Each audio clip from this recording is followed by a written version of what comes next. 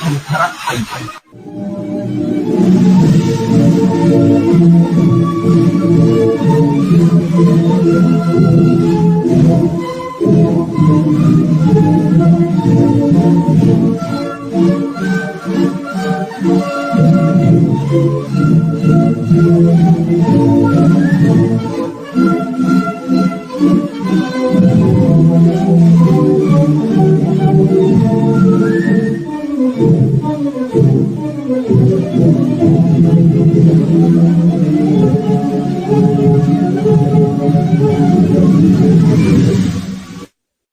วันนี้เป็นรายการพิเศษนะครับได้เชิญคุณแอนดรูว์แมคเกเกอร์มาเชลนะครับ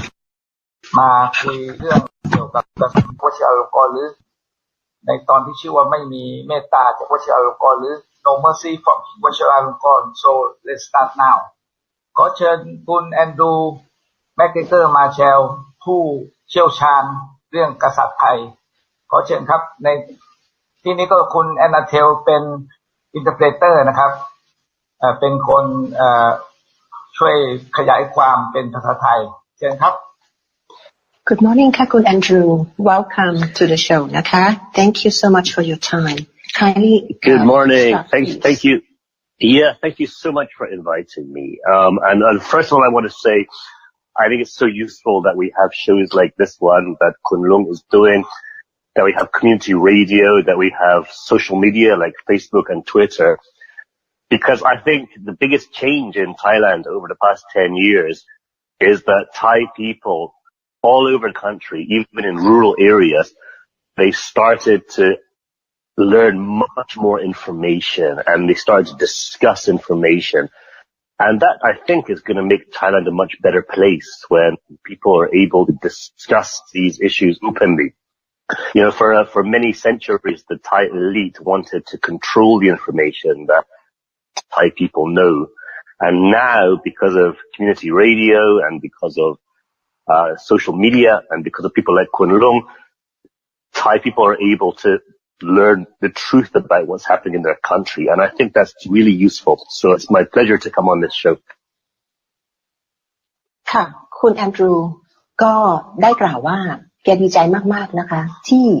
คุณลุงได้มีการจัดรายการในลักษณะอย่างนี้เพราะว่าในสิ่งที่มันเกิดขึ้นมาภายใน10ปีที่ผ่านมาเนี่ยนะคะตั้งแต่เรามีคอมมูนิตี้เกี่ยวกับวิทยุที่ใต้ดินนะคะแล้วก็ทางโซเชียลมีเดียทางไลน์ทางสิ่งเหล่านี้ที่เรากำลังทำกันอยู่ไม่ว่าจะเป็น Message Facebook Twitter อะไรก็แล้วแต่นะคะสิ่งเหล่านี้ทำให้ประชาชนชาวไทยไม่ว่าจะอยู่ที่ไหนไปอยู่บนเขาบนดอยหรือชาวนาชาวไร่ในสถานที่ซึ่งห่างไกลจากความเจริญเนี่ยก็ยังสามารถได้รับข้อมูลเหล่านี้ข้อมูลซึ่งเกี่ยวกับความจริงซึ่งเกิดขึ้นในบ้านเรานะคะแล้วคุณอันดรูก็พูดได้ว่ารายการของคุณลุงเนี่ยคุณลุงเป็นนักต่อสู้ซึ่งพยายามกระจายความรู้และประวัติศาสตร์ประเทศไทยในฉบับจริงให้ชาวโลกให้ชาวไทยได้รับทราบคุณแอนดรูว์แกมีความยินดีอย่างมากและก็เชื่อว่าสิ่งเหล่านี้ค่ะเมื่อสมัยก่อนนั้นทางฝ่ายกษัตริย์เนี่ยได้คอนโทรลเกี่ยวกับเรื่องหนังสือพิมพ์ทางทีวีสื่อข่าวทุกสื่อที่อยู่ในประเทศไทยเขาคอนโทรลข่าวสารทั้งหมดข่าวกรองทั้งหมดสิ่งที่จะออกมาสู่ชาวไทยได้จะต้องเป็นสิ่งซึ่งได้รับอนุมัติจากเบื้องบนมานะคะแต่ตอนนี้คงจะเป็นการยากลำบากเพราะฉะนั้นการต่อสู้ของประชาชนชาวไทยควรจะประสบความสำเร็จเนื่องจากสิ่งเหล่านี้ที่กำลังเกิดขึ้นและในวันนี้คุณแอนดรูว์ก็มีความยินดีอย่างมากที่จะได้เข้ามาร่วมในรายการของคุณลุงและก็อยากยินดีที่จะมาจัดรายการนี้กับคุณลุงอย่างสม่ำเสมอนะคะแต่เราก็จะนัดจัดกันมาเป็นรายการพิเศษต่อเมื่อคุณแอนดรูว์มีเวลาค่ะขอบพระคุณค่ะเชิญต่อค่ะคุณแอนดรูว์ Yeah, thank you. So I'd be happy to come on Kun Lung's show many times, and especially with your help as translator, which is very useful, because I think we have many things we can discuss. But today's subject is No Mercy from King Vachiralongkorn. And I think this is a very important point because I think many ties in the democracy movement and the red shirt movement are kind of split over King Vachiralongkorn, because for some time, some ties in the red shirt movement believed that King Vachiralongkorn was actually a good person who might help the movement. And this was partly because for some time it seemed like Kun Paksin Chinawat and Vachiralongkorn were working together. So now we're in an interesting situation where many yellow ties hate the new king and many red ties support new king. But I think the important point I want to make, and I think Kulung wants the same point, is that we can't trust this new king. He won't help democracy in Thailand. He won't help poor people in Thailand. And so the monarchy will never help. ค่ะคุณแอนดรูก็ได้ตอบว่าคุณแอนดรูเนี่ยมีความยินดีอย่างยิ่งที่จะมาจอยนะคะมาจอยบล็อดแคสต์กับคุณลุงเสมอเพราะว่าสิ่งเนี้ยจะเป็นสิ่งเดียวที่จะทำให้เราเนี่ยดำเนินไปข้างหน้าในการที่จะให้ข้อมูลที่เป็นความจริงแก่ประชาชนชาวไทยและก็คุณยายเสริมเองนะคะว่าแก่ชาวโลกด้วยนะคะทีนี้เนื่องจากว่าข้อท็อปิกของวันนี้ที่คุณลุงจะนำมาพูดเนี้ยก็คือไม่มีความเมตตาจากวชิราลงกรณ์ซึ่งจุดนี้คุณแอนดรูเห็นด้วยอย่างยิ่งเพราะว่ากษัตริย์องค์ปัจจุบันเนี้ยแล้วก็ในวงเล็บนะคะคือองค์กรก็ไม่ได้มีความดีมากมายไปกว่านี้ค่ะแต่ในกษัตริย์ปัจจุบันเนี้ยก็ค่อนข้างที่จะเป็นอันตรายอย่างยิ่งนะคะเป็นอันตรายอย่างยิ่งเพราะฉะนั้นก็เดี๋ยวเราก็จะคุยกันต่อค่ะเชิญค่ะคุณแอนดรู Right. So if we want to look at King Vachiralongkorn and what kind of person he is, we have to look back into the history of the Thai royals. So I guess a good place to start is maybe 1946 when Bhumibol shot his brother Anand in the Grand Palace when they were playing with guns. Now, many people believe this killing was deliberate. Personally, I think it was an accident, and I think people like Somsak Jim would agree, but we don't know for sure. But we know that Bhumibol killed his brother Anand, and he became king. And this was at a time when the Thai military was mainly in charge, and it seemed like the Thai monarchy was going to fade away. But over the years that followed, King Bhumibol became much more important to Thais, partly thanks to American propaganda. And by the time that King Vachiralongkorn was born, even though it was the 20th century and in most parts of the world, monarchies were no longer so important, by the time King Vachiralongkorn was born, many people in Thailand still kind of believed that the Thai royals were almost like a god. Yes ค่ะคุณแอนดรูก็พูดถึงว่าถ้าเราจะพูดถึงกษัตริย์องค์ปัจจุบันเนี้ยเราก็จะต้องมองย้อนหลังไปนะคะถึงประวัติศาสตร์ถึงประวัติที่มันเกิดขึ้นมาตั้งแต่ปี 1946 นะคะในตอนที่รัชกาลที่8นะคะเสียชีวิตซึ่งคุณแอนดรูก็เชื่อว่าสิ่งที่เกิดขึ้นในวันนั้นในราชวังนะคะสิ่งที่เกิดขึ้นนั้นน่าจะเป็นอุบัติเหตุก็คือร9ยิงร8นั่นเองแต่ว่าสื่อเหล่านี้ข่าวเหล่านี้จนกระทั่งวันนี้ก็ยังไม่มีใครบอกได้ในประวัติศาสตร์ไทยว่ารัชกาลที่8นั้นน่ะเสียชีวิตอย่างไรนะคะแต่ว่าสิ่งที่แน่นอนนะคะว่าหลังจากที่ร8ถูกยิงเสียชีวิตไปแล้วนั้นทางรัชกาลที่9หรือภูมิพลเนี่ยก็ได้รับการซัพพอร์ตอย่างดีจากทางอเมริกาเพราะว่าตัวเขาเองก็เป็น American Citizen ด้วยนะคะแล้วก็แนวทางในการที่เขาได้เดินมาเป็นกษัตริย์นั้นก็ได้มีการซัพพอร์ตอย่างมากจากทางสหรัฐอเมริกาค่ะเชิญค่ะคุณแอนดรู So, when Vachiralongkorn was born, it was a very different situation from when father was born, because Pumipon lived abroad most of his life. He went to a normal school in Switzerland, and he was treated the same as the other kids. So Pumipon kind of grew up like a normal kid. He was a rich kid, but he grew up like a normal kid. But Vachiralongkorn grew up inside this culture in the palace where he was the son of King Pumipon. He was a Chaufa. So he never had a chance to have a normal life. And right from the start, when he was in Thailand, he was treated like almost like a little god. And he had servants do everything for him. And then suddenly, his mum and dad sent him to school in England. And he was shocked because when he lived in Thailand, he always had everything done for him. People gave him all this respect. And when he went to England, he suddenly was treated like a normal person. And I think that he couldn't really cope with it because he was, you know, if you bring up a child to be so spoiled that they think they're a god, and then you send them to normal school abroad, they can't cope. So one famous story about King Vachiralongkorn, when he arrived at school in the UK, he didn't even know how to tie his own laces on his shoes because a palace servant had always tied his laces. And when he went to school in the UK, this is the first time he had to tie his own shoes, and he didn't know how to do it, and he felt humiliated. ค่ะเดี๋ยวต้องกลับไปย้อนนิดนึงตอนที่ก่อนที่จะจบช่วงแรกเมื่อสักครู่นี้นะคะคุณอันดรูก็ได้พูดขึ้นมาว่าที่อเมริกาเนี่ยได้ซัพพอร์ตรัชกาลที่9นี้ก็คือช่วยเหมือนกับลักษณะของการพ propaganda ให้ทางรัชกาลที่9เนี่ยกลายเป็นเหมือนกับก็อดนะคะเหมือนกับเทพพยดาฟ้าดินนะคะท่านผู้ชมก็คงได้ทราบกันแล้วคนไทยก็ได้ทราบกันแล้วได้มีการแจกจ่ายรูปลักษณ์อะไรทั้งหลายแหละทุกบ้านจะต้องมีรูปเหล่านี้เพื่อเป็นการบูชานะคะเพราะฉะนั้นเวลาชาวต่างชาติเขาพูดถึงคิงภูมิพลเนี่ยเขาพูดถึงเหมือนกับว่าGod like นะคะก็เหมือนกับเทพพยดาฟ้าดินนะคะซึ่งมันเป็นความคิดและเป็นการครอบงำอย่างที่ผิดที่สุดในประเทศไทยนะคะเท่าที่เคยมีมา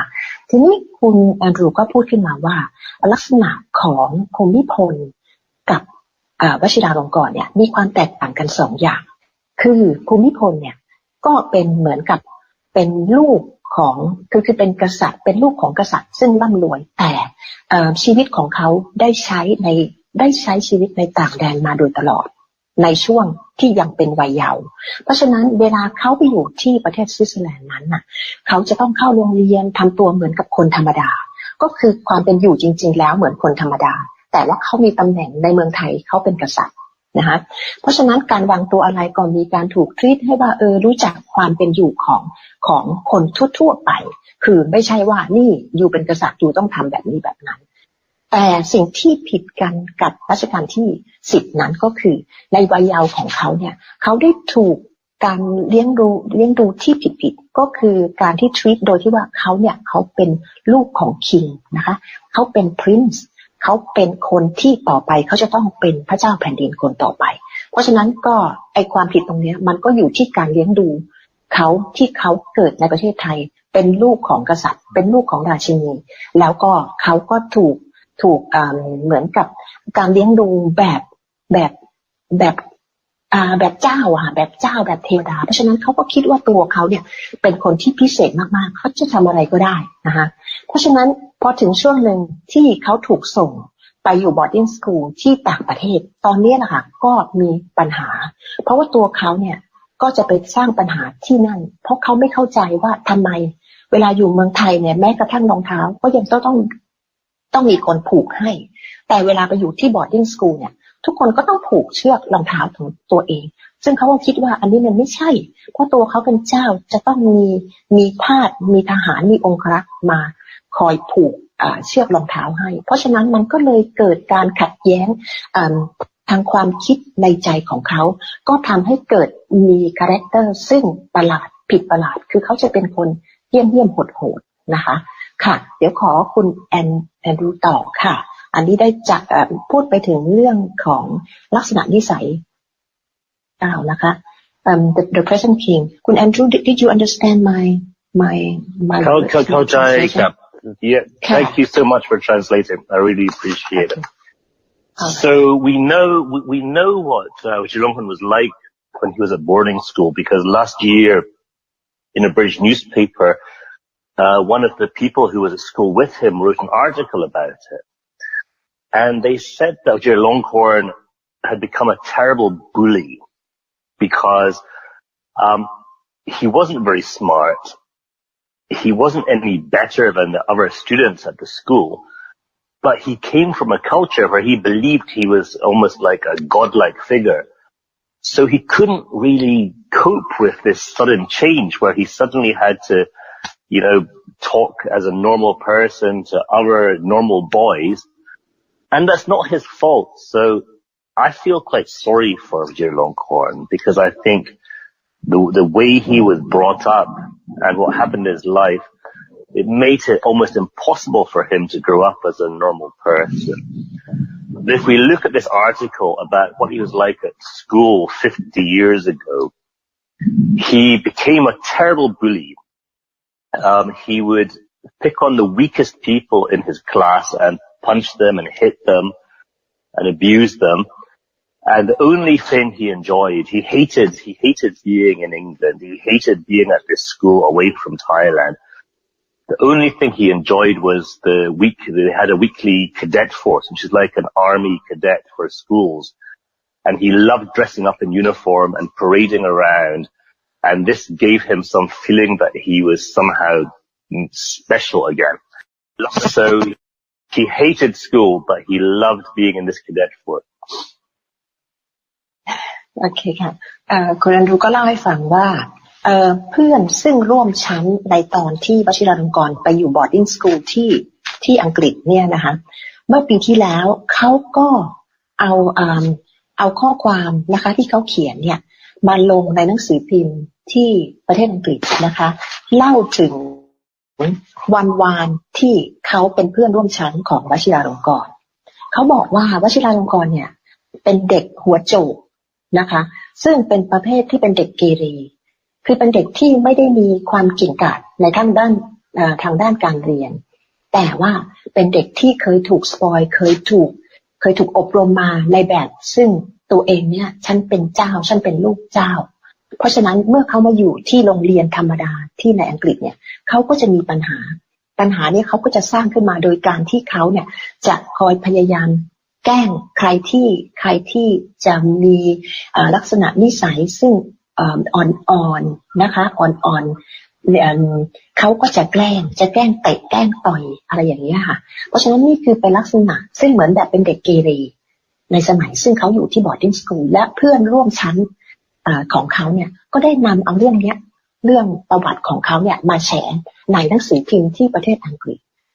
เพราะว่าตัววชิราลงกรณ์เนี่ยเขาคิดว่าตัวเขาเป็นลูกเจ้าแล้วเขาจะทำอะไรก็ทำได้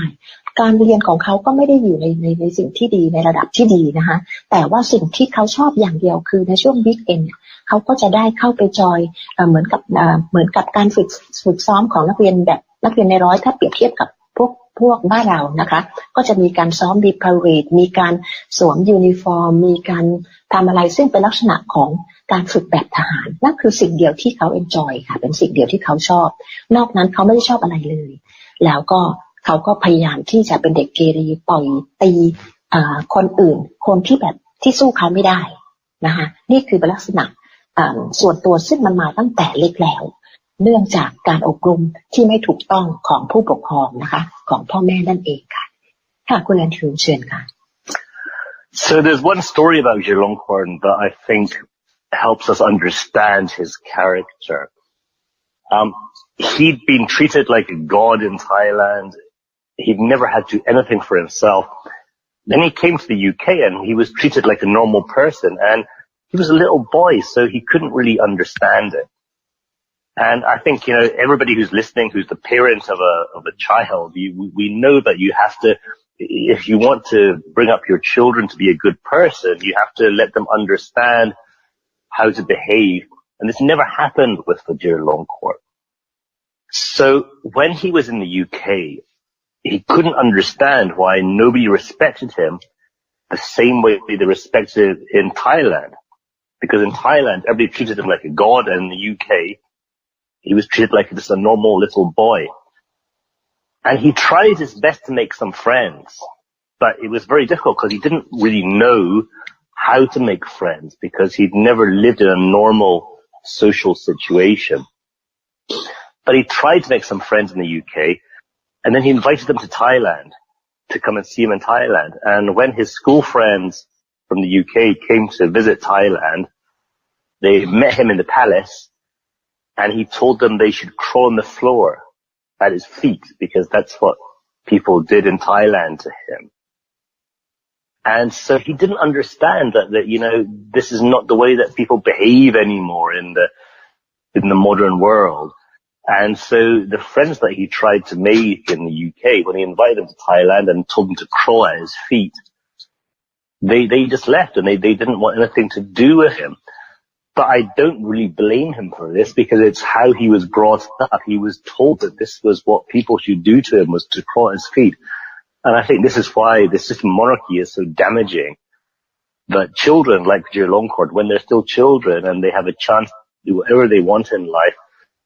they get dragged into this same stupid philosophy that some people should crawl to other people. ค่ะคุณแอนดรูก็พูดถึงว่าในสมัยที่เขาเป็นเด็กแล้วเขาไปอยู่ที่บอร์ดดิ้งสคูลที่อังกฤษนั้นน่ะมันเป็นความสับสนทางจิตใจของเขาเป็นอย่างมากเพราะว่าเวลาที่เขาอยู่ประเทศไทยเนี่ยเขาอยู่แต่ในวังทุกอย่างจะมีคนมาป้อนมาผูกรองเท้าทำทุกอย่างให้แล้วก็ผู้คนที่อยู่รอบข้างก็จะต้องคลานเข้าไปที่เท้าเขานะคะก็เหมือนกับเขาเป็นเทพพยดาเพราะฉะนั้นความที่เขาเป็นเด็กเนี่ยเขาจะไม่เข้าใจว่าในเมื่อเขาอยู่เมืองไทยเนี่ยเขาได้รับการปฏิบัติแบบนี้แบบเจ้าแบบเทพพยดาอยู่บนฟ้านี่ก็คือการปกครองการเลี้ยงดูซึ่งผิดหลักเป็นอย่างมากแล้วโดยเฉพาะอย่างยิ่งในรัชสมัยที่เป็นปัจจุบันอย่างนี้แต่ว่าในตอนนั้นเขาเป็นเด็กเมื่อเขาไปอยู่ที่บอร์ดดิ้งสคูลที่อังกฤษ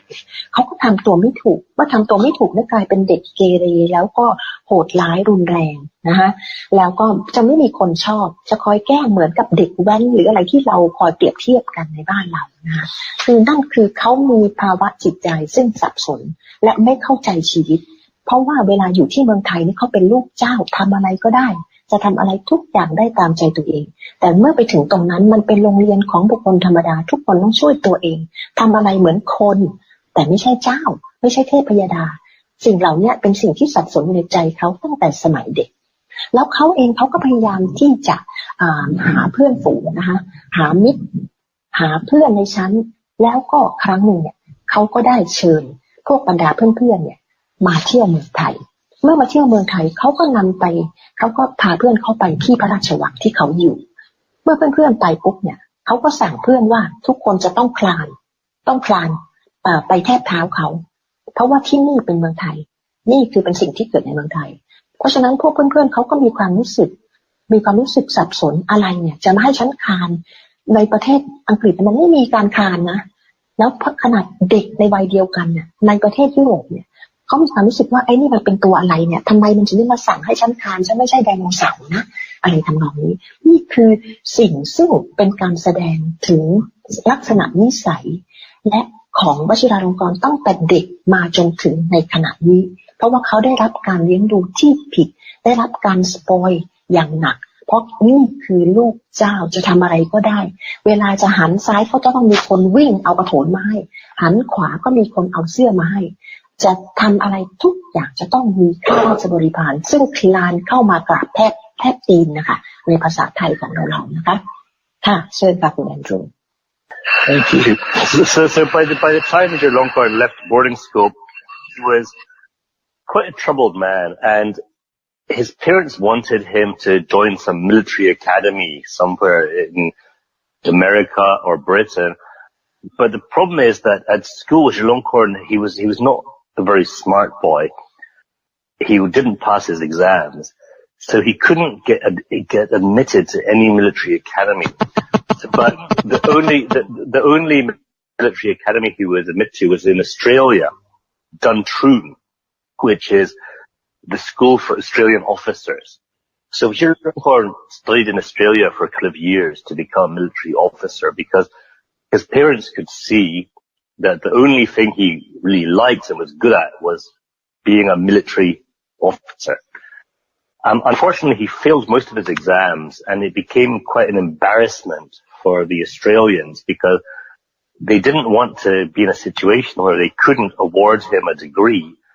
but he failed all his exams. So in the end, he left Duntroon with no degree. Now, at the same time, he fell in love with the daughter of the Australian ambassador in Canberra. And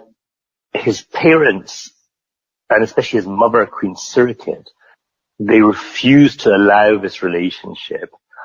because Sirikit wanted him to marry Somsawali, who was his own cousin, who was part of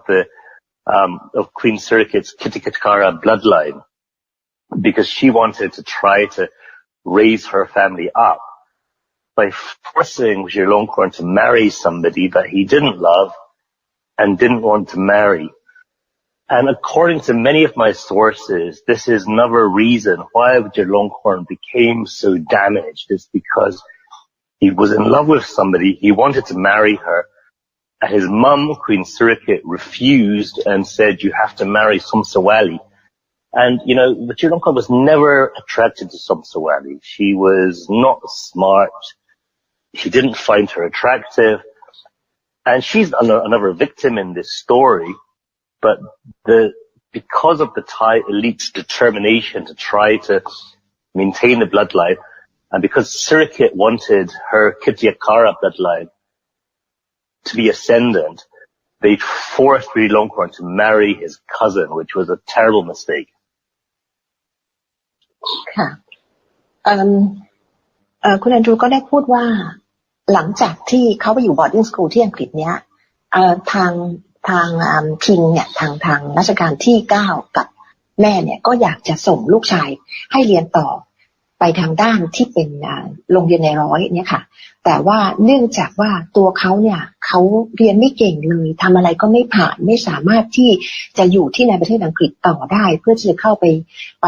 อยู่ในที่โรงเรียนในร้อยของที่อังกฤษนะคะเพราะว่าคะแนนของเขาก็ไม่ถึงนะคะแล้วความประพฤติอะไรก็ไม่ดีอยู่แล้วเพราะฉะนั้นเขาก็เลยตัดสินใจถูกส่งไปอยู่ที่ดันทรูที่ออสเตรเลียที่แคนเบอร์รานะคะเสร็จแล้วในระหว่างที่เขาไปอยู่ที่นั่นเนี่ยเขาก็ไม่เก่งทำอะไรก็ไม่ผ่านสอบก็ไม่ผ่านนะคะสรุปแล้วก็สอบไม่ผ่านแต่ว่าก็ไปมีความรักกับลูกของทูตที่อยู่ที่แคนเบอร์ราซึ่งเขาก็รักกันนะคะตามที่คุณแอนดรูคิดว่าเขารักกันเขาต้องการจะแต่งงานกันแต่ว่าสิริกิติ์ก็ไม่ยอมเพราะว่าเขาต้องการจะให้มาแต่งงานกับสมสวรีซึ่งคนมันก็เป็นญาติกันเพราะว่าอยากจะให้อยู่ในเชื้อสายนะคะไม่ให้ออกไปนอกเชื้อสายก็ตามที่พวกเราก็ทราบกันอยู่เพราะฉะนั้นมันก็มีความขัดแย้งทางจิตใจอย่างหนักแต่ว่าแม่เขาก็ห้ามถึงแม้ว่าเขาบอกว่ายังไงก็ต้องแต่งงานกับโสมซอรี่เพราะว่านี่ก็คืออยู่ในลายเดียวกัน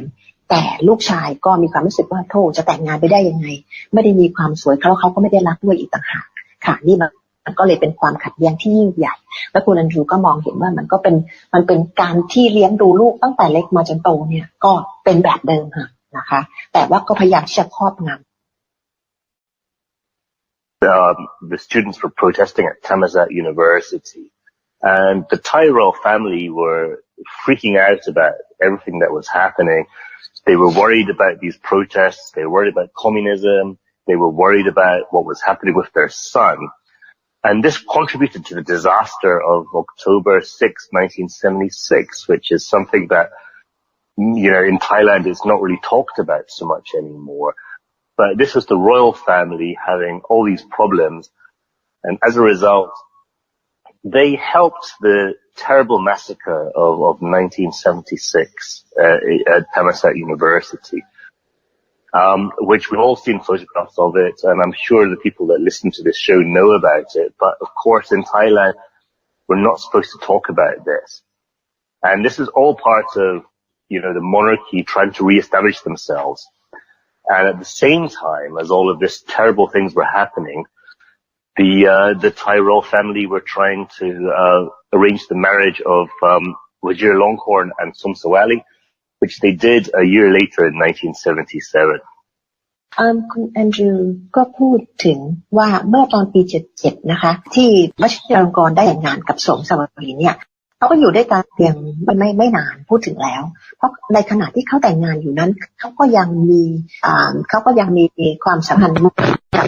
ยุวธิดานะคะยุวธิดาหรือที่คุณแอนดรูว์เรียกว่าหมอเบนซ์แล้วเขาก็ได้มีลูกด้วยกันลูกชายด้วยกันทั้ง4 คนแล้วก็ลูกสาวอีก1 คนแล้วในขณะนั้นเนี่ยเขาก็ลูกเขากับหมอเบนซ์เนี่ยก็ได้ไปอยู่ที่อังกฤษนะคะคุณแอนดรูว์คงสกิปบางช่วงบางตอนซึ่งเราก็ทราบกันดีอยู่ว่ามันเกิดอะไรขึ้นเอาไว้ให้คุณลุงเป็นคนอธิบายอีกครั้งหนึ่งแต่ว่าคุณแอนดรูว์ก็พูดลักษณะที่ว่าหมอเบนซ์เนี่ยรู้สึกว่าจะเป็นคนธรรมดาซึ่งต้องมาอยู่ในชีวิตของวชิราลงกรณ์แล้วก็เป็นคนที่หัวแข็งพอสมควรซึ่งวชิราลงกรณ์เนี่ยก็เหมือนกับอยู่หมัดไปได้ชั่วครู่หนึ่งแล้วก็ผู้หญิงคนนี้ก็ได้มีลูกชาย4 คนและลูกสาวแล้วก็ต่อมาลูกชายทั้ง4 คนเนี่ยเขาก็เรียนกันอยู่ที่อังกฤษพร้อมลูกสาวต่อมาวชิราลงกรณ์ก็ไปขโมยเอาลูกสาวเนี่ยกลับเข้ามาในเมืองไทยซึ่งก็เป็นเรื่องเป็นราวกันของฝ่ายทางตำรวจทางนั้นเพราะมันเหมือนกับว่าเป็นการลักพาลูกถึงแม้จะเป็นลูกของตัวเองก็ตามทีแต่ว่าไม่ได้มีการสมยอมจากแม่แต่เนื่องจากว่าเขาเป็นกษัตริย์เพราะฉะนั้นเขาก็พยายามทำทุกอย่างที่เขาจะทำให้เรื่องนี้เหมือนกับว่าเงียบไปนะคะหลังจากนั้นทางวชิราลงกรณ์เนี่ยก็ปฏิเสธเหมือนกับตัดเงินตัดท่อน้ำเลี้ยงในเรื่องการที่เขาเรียนหนังสืออยู่ที่อังกฤษแต่ยังไงก็ตามคนก็เชื่อว่าเขาก็ยังได้ท่อน้ำเลี้ยงท่ออื่นที่ทำให้เขาต้องได้มีการเรียนอะไรต่อไปได้โดยมีคนอื่นที่มาจุนเจือแต่ว่าตัววชิราลงกรณ์เองเนี่ยเขาตัดความช่วยเหลือเลยซึ่งทุกคนก็รู้สึกว่าช็อกไปตามๆกันแล้วก็หลังจากที่ดูต่อมาว่าครอบครัวนี้เขาก็ย้ายไปอยู่ที่อเมริกา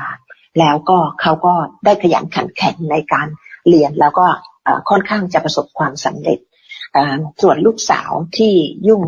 วุ่นวายเกี่ยวกับเรื่องแฟชั่นอะไรต่างๆก็มาอยู่ในเมืองไทยนะคะนี่ก็เป็นเรื่องที่ทางเป็นความเห็นของคุณแอนดรูว์ค่ะค่ะ please go ahead please Sure. So around the stage when the king left Mombans, he was already dating Slilat, who he met at Tombury Cafe. But he also had many women, and he was trying to live the lifestyle of the Thai kings of past centuries, where they could have a harem of hundreds of women. And as we all know, back in, the centuries from, for about 200 years ago, Thai kings could have a huge harem, they could sleep with everybody, and this was just an abuse of power. And it's interesting to see what's happening in world news right now, where we look at people like Harvey Weinstein in the United States, and women are finally taking more power for themselves and arguing against this abuse of power for years. But the Thai monarchy was an institution where men could do whatever they wanted, and women had to accept it. And Vachiralongkorn wanted to be part of this centuries-old institution of the harem. He had so many women, and he believed it was his right to behave how he wanted to anyone. And he didn't really understand that in the 21st century, we think that people should be equal and should have equal rights. And it's not acceptable for a powerful man to abuse a woman anymore. ค่ะเพราะตั้งแต่การที่วชิราลงกรณ์เนี่ยลักษณะนิสัยของเขาก็คือเขาจะมีผู้หญิงอยู่โดยตลอดสมมติว่าตอนนั้นที่มีเขาแต่งงานกับสมชาวรีเขาก็เริ่มไปมีความสัมพันธ์กับหม่อมเบนซ์แล้วในระหว่างที่เขามีความสัมพันธ์กับหม่อมเบนซ์แล้วก็มีลูกด้วยกันทั้ง 4-5 คนออกมาเนี่ยเขาก็เริ่มไปติดศรีรัศมีซึ่งเป็นนักร้องอยู่ที่ธนบุรีคาเฟ่นั้นซึ่งสิ่งเหล่านี้มันเป็นสิ่งซึ่งเกิดมาโดยตลอดเป็นลำดับเพราะเขาคงคิดว่าเขาเป็นกษัตริย์เขาเป็นราชาเขาสามารถที่จะสร้างฮาเลมให้มีผู้หญิงอยู่ในฮาเลมของเขามาบำรุงบำเรอความสุขหรือความต้องการส่วนตัวได้อย่างที่เขาต้องการแต่ว่าลักษณะนิสัยตรงนี้ ถ้าเราจะมองแล้วว่าในศตวรรษที่21เนี่ยโดยเฉพาะอย่างยิ่งนะคะความเป็นผู้หญิงนะคะความเป็นผู้หญิงของชาวโลกในปัจจุบันเนี้ยผู้ชายและผู้หญิงเนี่ยจะมีความสำคัญเท่ากันนะคะเพราะฉะนั้นผู้หญิงโดยเฉพาะอย่างยิ่งในอเมริกาเนี่ยเขาค่อนข้างที่จะstrong มากๆเลยเขาจะไม่ยอมรับไอ้การที่จะถูกข่มเหงทางเพศนะคะหรือว่ามีการลวนลามทางเพศนะคะเพราะฉะนั้นสิ่งเหล่านี้มันมองเห็นอย่างชัดเจนว่าการกระทำของวชิราลงกรณ์เนี่ยในประเทศไทยในวงจรของกษัตริย์เนี่ยเขามองตัวเขาเองเขาเหมือนว่าเขาเป็นเทพยดา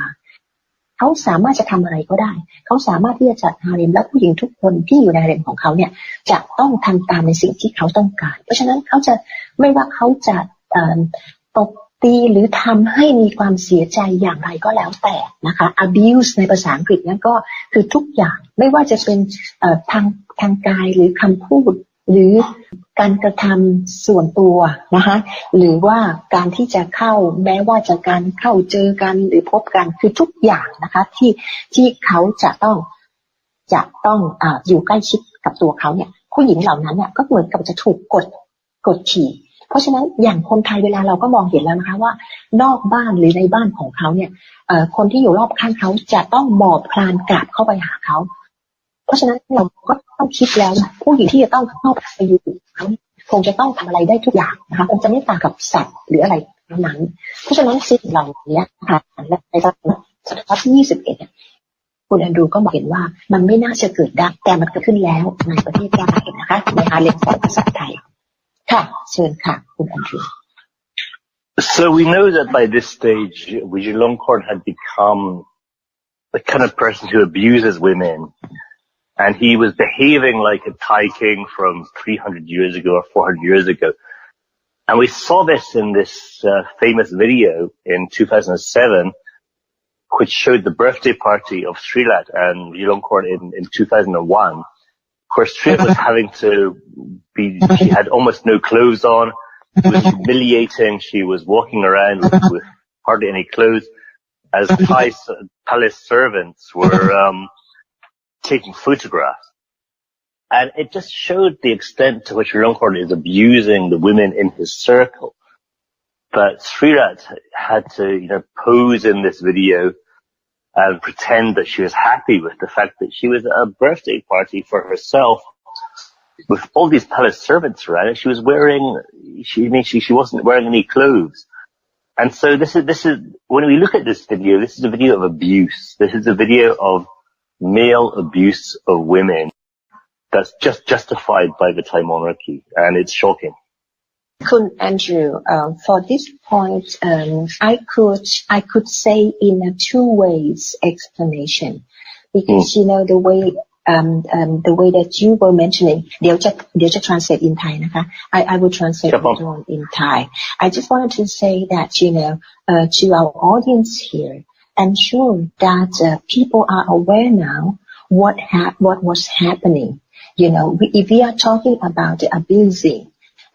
from Vachiralongkorn toward women and so on, of course, it's shocking to the foreigners or to people who are living in our century at the moment. It is very humiliating and so on. But we have also found out from a very reliable source that, this act was also being produced also from the part of the lady herself. She would like to please Her Majesty at that time. And now it came to be, it's like two ways that people are looking at that. But for that, I understand. I understand, but I actually think it's actually, we're talking about the same thing, because if there is a system where women have to behave this way to please their man, that can't be a good thing, right? So, I think the point is it shows there's so many inequalities in Thailand. There's a big equality between, the royals and everyone else and the Amart and everyone else, which is shocking. There's also inequality between the men and women. And so all of this gets the point that there's so much inequality in Thailand, and if we want Thailand to be a better place, we have to fight inequality, because if we believe in democracy, we believe that every person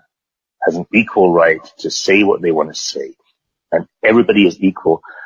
and nobody is better than anybody else. Mm-hmm.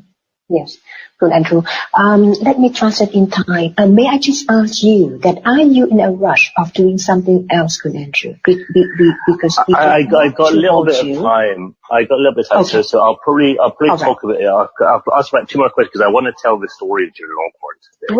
Right. So we've told it up to about 2000. So I'd like to tell the rest, and then maybe that's a good way to stop today. Exactly. So for the next session, right? Yes. Okay. So you could feel free if you need to hop off, our station, then I will be doing translating of the sentences that you have mentioned as well. Would you like to leave now, or would you like to stay for a minute? No, I'll stay for a while because I've got a few more things to say, and then I'll leave in about 20 minutes. Sure. And that's okay with you? Thank you. Sure. Okay, thank you. คุณแอนดรูก็พูดขึ้นมาว่าในลักษณะของการที่แกมองของสายตาของคนยุโรปคนในศตวรรษที่21เนี่ยนะคะเขาจะมองเห็นว่าวชิราลงกรณ์เนี่ยเป็นบุคคลเป็นผู้ชายซึ่งกดขี่ข่มเหงความเป็นผู้หญิงซึ่งสิ่งเหล่านี้ในรัชสมัยของสิ่งที่เราอยู่ 21st century เนี่ยไม่มีผู้ชายเขาจะไปกดขี่ผู้หญิงแล้วค่ะเพราะว่าผู้ชายนั้นเรามีความเท่าเทียมกันแต่วชิราลงกรณ์เนี่ยเขาถือว่าเขาเป็นกษัตริย์เขาเป็นลูกกษัตริย์เขาก็จะพยายามที่จะกดขี่ข่มเหงผู้หญิงเขาต้องการใครเขาก็เรียกเข้าวังได้เพราะฉะนั้นในขณะที่เขาไปติดผู้หญิงที่ธนบุรีคาเฟ่เนี่ยเขาก็ไปเอามาจนได้แล้วเขาก็จะทำยังไงก็แล้วแต่เพื่อให้หม่อมเบนซ์เนี่ยหายสูญหายไปจากเมืองไทยโดยการที่สร้างข่าวลิเกออกมานะคะที่มีข่าวมากมายที่เป็นใบปลิวพูดว่าหม่อมเบนซ์เนี่ยไปติด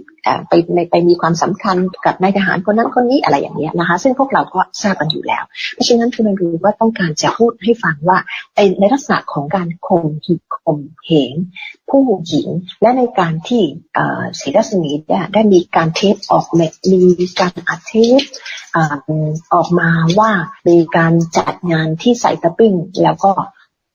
เป็นงานวันเกิดของสุนัขนะคะเพราะฉะนั้นเวลาคนต่างชาติเขามองเห็นเนี่ยเขาจะมองเห็นเหมือนกับว่าโอ้เป็นการเหยียดผู้หญิงอย่างหนักเป็นการกดผู้หญิงอย่างมากสิ่งเหล่านี้เป็นสายตาของชาวต่างชาติเขารับไม่ได้ค่ะมันเป็นอะไรซึ่งไม่มีความเจริญไม่ใช่ความเจริญของมนุษย์ในปัจจุบันที่เขาจะทำกับผู้หญิงในลักษณะเหล่านั้นทีนี้แอนนาก็ได้เสริมเข้าไปนิดนึงว่าใช่คือเรามองเห็นอย่างที่คุณมองแต่ว่านอกจากนั้นเนี่ยเราอาจจะมีอะไรที่เสริมเข้าไปนิดนึงว่าในขณะนั้นเนี่ยไอ้เทปเหล่านี้ที่มันออกมาเนี่ยเราก็ได้ฟังจากข่าวที่แน่นอนนะคะว่ามันเป็นสิ่งซึ่งตัวผู้หญิงเองเนี่ยก็ต้องการที่จะทำเพื่อเป็นการเอาใจวชิราลงกรณ์นะคะเพราะฉะนั้นเขาก็พูดว่ามันก็อาจจะไปได้เพราะว่าคนไทยเนี่ยก็มีความอ่อนน้อมมีความเรียกว่าไงฮะปรับสถานการณ์ของตัวเองบางครั้งก็ต้องการจะเอาใจสามีเอาใจผู้ใหญ่อะไรอย่างนี้นั่นคือลักษณะของการเป็นคนไทยแต่เขาจะมองเห็นในลักษณะที่ว่าผู้ชายซึ่งกดขี่ข่มเหงเพศหญิงผู้หญิงอันนี้เป็นสิ่งที่รับไม่ได้ในสังคมปัจจุบันค่ะค่ะเชิญต่อค่ะคุณแอนดรูว์ Sure. So during the time after he left Mumbai, Vachiralongkorn was behaving in quite a crazy way. It's long been known in Thailand that he demanded to sleep with the daughters of many wealthy and rich Thais, and this is why the Thai elite hate him. I guess probably the biggest reason why the Thai elite hate him is because through his life, Vachiralongkorn abused his position as the crown prince to sleep with, the daughters of many of the Amars. Many of these women were sent by their father. They didn't have a chance to fight it. And it's very sad. It's, this is like Thailand 300 or 400 years ago. And it's shocking that it happened in Thailand only less than 100 years ago. and that Thailand still has these medieval practices. So this is one of the most interesting parts about the new kid, is that the Amrat hate him because he abused their daughters. He hates Prem Tinsulanot. They fought for a long time. They all thought he would destroy the monarchy. So the Amrat hate him.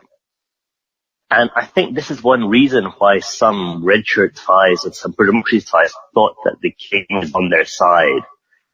because the Amrat hate him. And so they thought, well, maybe he can be our ally. But he's not. I mean, one thing we've seen from everything he's done recently, he changed the constitution, so he gave him more powers. He allied with Thaksin for a while, but he needed money, and Thaksin gave him money. But since then, there's been nothing. And we've seen no evidence he cares about democracy at all. So sadly, what's happened is that this monster has been created.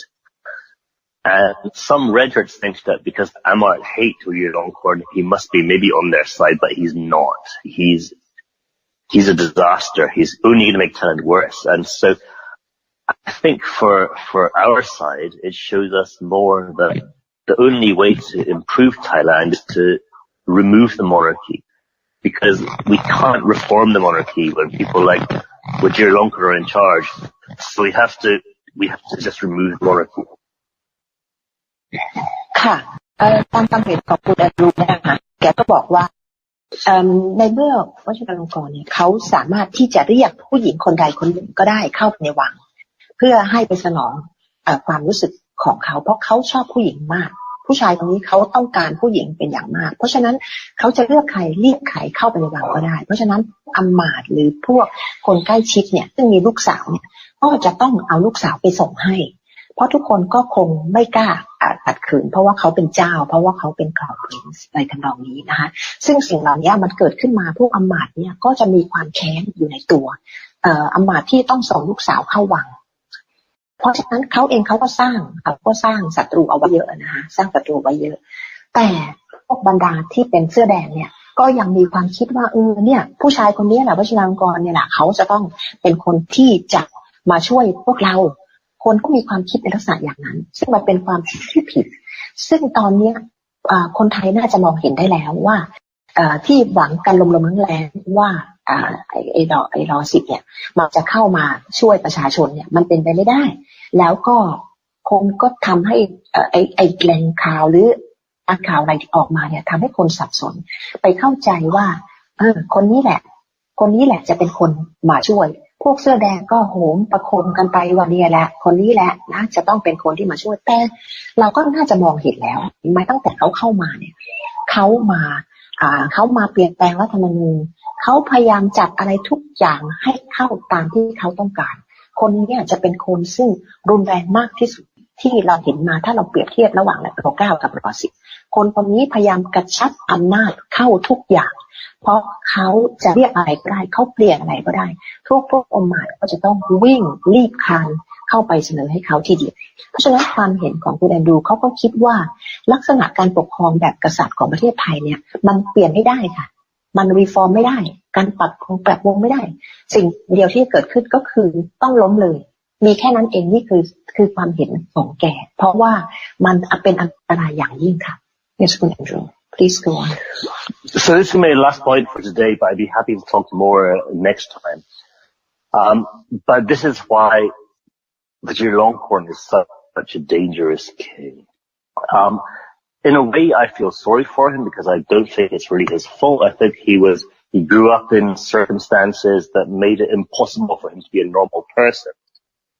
And, I'm a father myself, and I would never want my son to grow up believing that other people are inferior to us or believing that he's more special than everyone. I think if you bring up a child that way, the child will become a damaged person. And so I feel quite sorry that Vachiralongkorn became such a damaged person. But the fact is we know he's damaged and he's a sadist.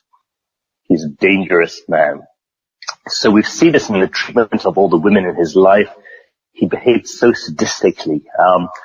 When he divorced Virat, he didn't just divorce her, he put all her relatives in jail, even her parents in jail.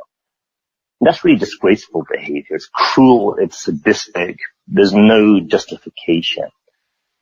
And we've also seen it in a subject that I've been investigating and Kun Lung has been investigating about the secret prison that the king has in Tawi Watana Palace,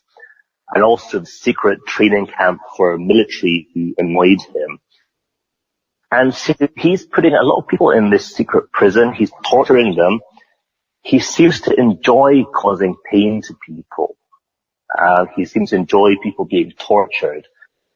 And so he's become a very dangerous man. And one of the issues that I talked with Kun Lung about recently, and I'm sure we'll talk about it again, is the royal funeral where one of the king's guards fainted from the heat. And he's been sentenced to 9 months in a punishment prison by Vachiralongkorn.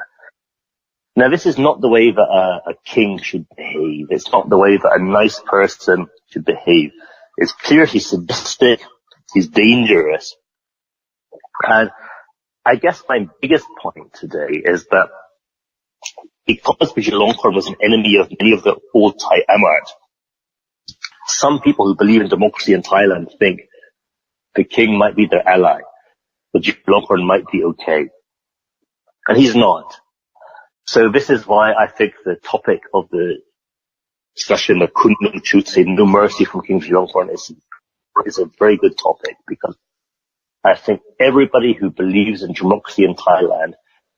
needs to understand who Vachiralongkorn is. They need to understand why he behaves like this.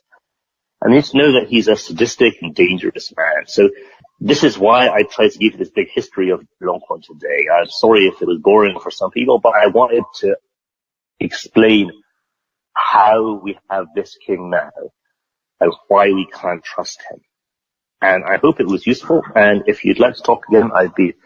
delighted to talk again anytime. Yes. Thank you so much, Andrew. So we will not keep you with us. So thank you again. And maybe I hope that I can contact you probably for the afternoon session of yours, if it would fit into your schedule. Otherwise, sure. We will see.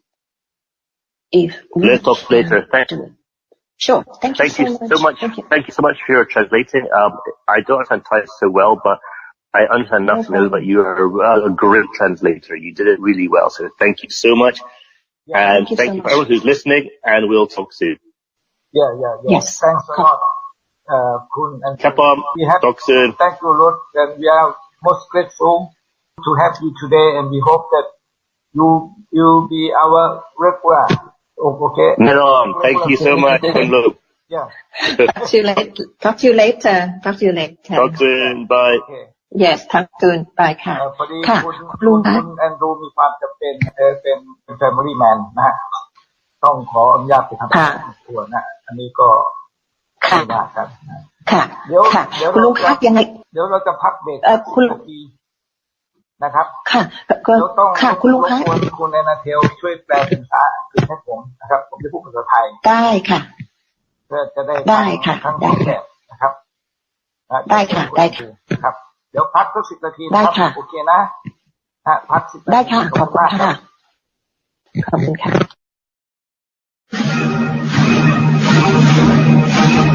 ไทยเฟดเดเรชั่นองค์กรเพื่อสถาปนาสหพันธรัฐไทยไทยเฟดเดเรชั่นองค์กรเพื่อสถาปนาสหพันธรัฐไทยครับอันนี้เป็นเบรกที่2นะครับอันนี้ผมจะพูดเป็นภาษาไทยซึ่งผมถนัดที่สุดนะแล้วก็รบกวนคุณแอนนาเทลแปลเป็นภาษาอังกฤษเพื่อท่านผู้ฟังภาษาอังกฤษจะได้ฟังต่อเนื่องแรกรบกวนคุณแอนนาเทลช่วยสรุปหัวข้อสำคัญที่ยังไม่ได้สรุปที่คุณแอนดรูแบ็คเคเกอร์นะครับขอบคุณครับค่ะเมื่อสักครู่ก่อนที่คุณแอนดรูจะต้องรีบไปธุระเนี่ยนะคะแกก็ได้บอกว่าในวันนี้หัวข้อที่คุณลุงได้เสนอมานั้นเป็นหัวข้อที่ดีทีเดียว แต่ทีนี้ในการที่เราจะคุยถึงหัวข้อนี้เราก็ต้องคุยมาถึงที่มาที่ไปว่าทำไมกษัตริย์องค์ปัจจุบันเนี่ยทำไมมันถึงได้โหดเหี้ยมเลวร้ายถึงขนาดนี้ก็เพราะว่าการเลี้ยงดูการสั่งสอนของครอบครัวเนี้ยเป็นการสั่งสอนซึ่งผิดมาโดยตลอดแล้วก็กษัตริย์ไทยเนี่ยระบบของศักดินาบ้านเราระบบกษัตริย์เนี่ยได้เลี้ยงดูและต้องการที่จะทำพระประกันได้โดยการสั่งสมและให้ข้อมูลกับประชาชนว่ากษัตริย์นั้นคือเทพพยดาซึ่งพวกเราชาวไทยเนี่ยก็ถูกครอบงำมาโดยสื่อทุกด้านทุกบ้านจะต้องมีรูปภาพนะคะเป็นสิ่งที่เราทราบแล้วคุณกันดูก็พูดขึ้นมาว่าในการที่เขาทำตัวเป็นเทวดาและก็เลี้ยงลูกแบบนี้ก็ทำให้ลูกเนี่ยเข้าใจตัวเองผิดมีความสำคัญตัวเองผิดคิดว่าตัวเองเนี่ยเป็นเทวดาเพราะฉะนั้นเขาจำเป็นจะต้องมาคุยถึงเรื่องในวัยเด็กของวชิราลงกรณ์ซึ่งมันอาจจะเป็นข้อมูลซึ่งแม้ฟังและดูแล้วน่าจะเบื่อหน่ายแต่ทุกคนควรจะทราบว่าเมื่อสมัยเด็กเขาเป็นยังไงเมื่อเขาโตขึ้นมาเขาก็เป็นอย่างนั้นเขาเป็นคนชอบแกล้งชอบเกเรชอบทำร้ายบุคคลซึ่งอ่อนแอกว่าซึ่งเราก็มองเห็นในขณะนี้แล้วว่าตลอดชีวิตของเขาที่เขาเข้ามาอยู่ในสายตาของคนไทยอยู่ในสังคมไทยอยู่ในราชวังเขาสามารถจะทำอะไรก็ได้สามารถจะทารุณใครก็ได้จะเรียกผู้หญิงคนไหนเข้าในวังเพื่อสนองตัณหาของเขาก็ทำได้แล้วก็จะมีคนมาเอาอะไรมาประเคนทุกอย่างแล้วในสิ่งที่เขาทำนั้นก็เป็นสิ่งซึ่งมันผิดจารีตประเพณีของการที่เป็นคนโดยปกตินี่เราพูดถึงในลักษณะซึ่งเป็นของทางยุโรปเองเพราะฉะนั้นคุณเรนดูก็บอกว่าถึงได้อยากจะให้ข้อคิดตรงนี้นิดหนึ่งว่าในการเลี้ยงดูลูกเนี่ยมันเป็นสิ่งที่สำคัญมากๆตัวเขาเองเขาก็มีลูกแล้วเขาก็ไม่ต้องการที่ให้ลูกเขาเนี่ยได้ถูกเลี้ยงดูโดยผิดสำคัญมี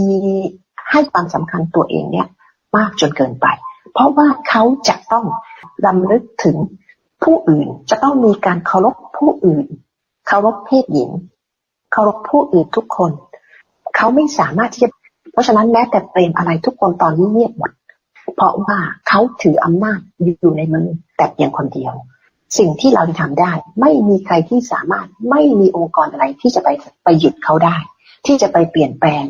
หรือที่เรียกว่า reform เป็นไปไม่ได้ค่ะการแก้ไขเป็นไปไม่ได้มีอย่างเดียวที่จะทำได้ก็คือต้อง remove ค่ะก็คือต้องเอาออกต้องลดอย่างเดียวเท่านั้นนะคะแล้วก็ถ้าเป็นไปได้ในช่วงรายการของคุณลงในคืนนี้ถ้าเป็นไปได้ถ้าหากว่าคุณลงสะดวกที่เราจะจอยกับเขาเดี๋ยวยังไงจะติดต่อเชิญคุณแอนดรูมาพูดในช่วงที่2ค่ะนั่นคือการที่จบไปในช่วงแรกค่ะคุณลงเชิญค่ะครับก็ขอบคุณคุณแอนนาเทลเป็นอย่างยิ่งคืนนี้ก็ลองนัดกันดูเพราะว่าช่วง2ช่วง3เราจะเป็นการฝึกอยู่แล้วนะครับก็จะติดต่อผ่านทางไลน์กลุ่มนี้นะครับลองนัดคุณแอนดรูไปดูว่าจะสะดวกช่วง2หรือช่วง3นะครับผมให้รายการไปแล้วได้ค่ะทีนี้ก็อยากจะรบกวนคุณแอนนานิดนึงคือผมจะพูดเป็นภาษาไทยนะฮะแล้วช่วยแปลหน่อยนึงเพื่อว่าทางผู้ฟังภาษาอังกฤษจะได้ทราบวันนี้คุณแอนดรูพูดได้ค่อนข้างดีเป็นระบบนะครับแล้วเรียกว่าคือโต้แย้งยากเหลือเกินผมอยากจะชี้ประเด็นของระบอบการปกครองซึ่งมันแตกต่างกันโดยสิ้นเชิงนะครับระหว่างระบอบประชาธิปไตยซึ่งนับถือมนุษย์กับระบอบเผด็จการเทวราชาซึ่งนับถือความศักดิ์สิทธิ์ของบุคคลบางกลุ่มซึ่งอ้างเชื้อสายปัญหาคืออยู่ที่ตรงนี้แหละเผด็จการประชาธิปไตยมนุษยชาติกับเทวราชานะครับถ้าเราย้อนไปดูนิดนึงเนี่ยนะเรื่องรามเกียรติ์เนี่ยเวลาพวกอารยันจะไปบุกประเทศไหนมันก็จะอ้างว่ามันเป็นพระรามพระลักษณ์เป็นอะไรอวตารเป็นเทวดามาเกิดส่วนอีกพวกมันก็จะเป็นยักษ์ครับเป็นอสูรเป็นลงกาเป็นคนไม่ดียังไงก็ไม่ดีครับทศกัณฐ์ยักษ์นี่เลวหมดแต่สำหรับเทวดาพระรามพระลักษณ์ถูกหมด อันนี้แหละครับคือระบอบการปกครองที่เรากำลังเจออยู่ระบอบพระลักษมณ์พระรามเขาจะเรียกกษัตริย์วงจักรีว่ารามาคือพระรามคือนารายณ์อวตารมาเกิดนะเป็นอย่างนั้นอันนี้แหละคือแก่นแท้มันทำให้ศาสนาพุทธซึ่งเรานับถือเนี่ยมันไม่มีแล้วมันกลายเป็นพราหมณ์ไปหมดนะเป็นอย่างนี้นะครับก็คุณแอนนาจะแปลเลยนะครับเนี่ยฮะเชิญครับค่ะได้ค่ะคือคุณลุงสนามหลวงก็sorry I have to switch in English right now because คุณลุงhas praised คุณแอนดรู for being with us for telling us the story that these are the facts even people like Kun Andrew and our foreign audience who might have followed our history or our ongoing situation in Thailand as the life or how to say the interpretation of our king has been compared to mythology. If you would have read about Ramayana and all these the figures, the main figures in the Ramayana, in the mythology, they are talking about the two sides. One side is, of course, is the blood that came from God, or Kulung call it Arayan. And there would be an opposite side. It's going to be a kind of bad guys, or we know it as Tosagan or a giant who are fighting against this, so to say, Aryan in mythology. And that's how our monarchy has tried to form and to interpret themselves as a kind of God or something like that. And so this kind of belief is such an archaic belief that we in the 21st century would not be able to accept this kind of platform that the monarchy was trying to train or to brainwash the people to respect, to give respect to them as of God, because actually people should be respecting others as a normal thing or morals in the way that the people in this century should be treating each other as equality, equal. One man, one vote should be like that. But this is how the monarchy has formed our nation, our people, to blind us, to brainwash us, and to feed this kind of information to our society this way. ค่ะคุณลุงค่ะครับคือกษัตริย์เนี่ยหรือพระราชาตามหลักพุทธศาสนาแล้วเนี่ยเขาจะมีทศพิธราชธรรมหรือหลักปฏิบัติหรือศีลนะครับของพระราชาหรือของผู้ปกครองเป็นคุณธรรมของผู้ปกครองบ้านเมืองนะครับที่เราเคยได้ยินคือมี10 ข้อที่1คือต้องมีการให้การสละทรัพย์ไม่ใช่มาขอรับบริจาค2 ทุ่มอันนี้ไม่ใช่การให้อันนี้คือการเอาครับพระราชามีหน้าที่บริจาคหาเวสสันดรชาดกคือต้องให้มี charity มี generosity นะคือมีความเผื่อแผ่ช่วยเหลือประชาราษฎร์มันเป็นสาธารณประโยชน์แล้วก็ต้องมีศีลครับมีความประพฤติที่ดีงามมีคุณธรรมสูงสำรวมวาจาใจไม่ใช่อย่างที่วชิราลงกรณ์กำลังทำแล้วก็มีบริจาคมีการเสียสละครับเสียสละความสุขความสำราญเหนื่อยยากแล้วก็ต้องมีความซื่อตรงมี honesty นะครับแล้วก็ต้องมีความอ่อนโยนมี kindness gentleness มีความอดกลั้นนะครับอดกลั้นต่อสิ่งยั่วยวนทั้งหมดเพราะถ้าคุณเป็นกษัตริย์คุณไม่อดกลั้นเนี่ยมันก็จะลำบากเรียกว่ามีเซลฟ์คอนโทรลแล้วก็จะต้องมีความไม่โกรธนะครับnon anger นะครับ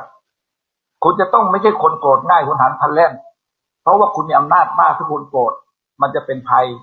อันตรายอย่างใหญ่หลวงต่อประชาชนแล้วก็คุณต้องมีความไม่เบียดเบียนครับไม่บีบคั้นไม่ใช้ความรุนแรงกับผู้อื่น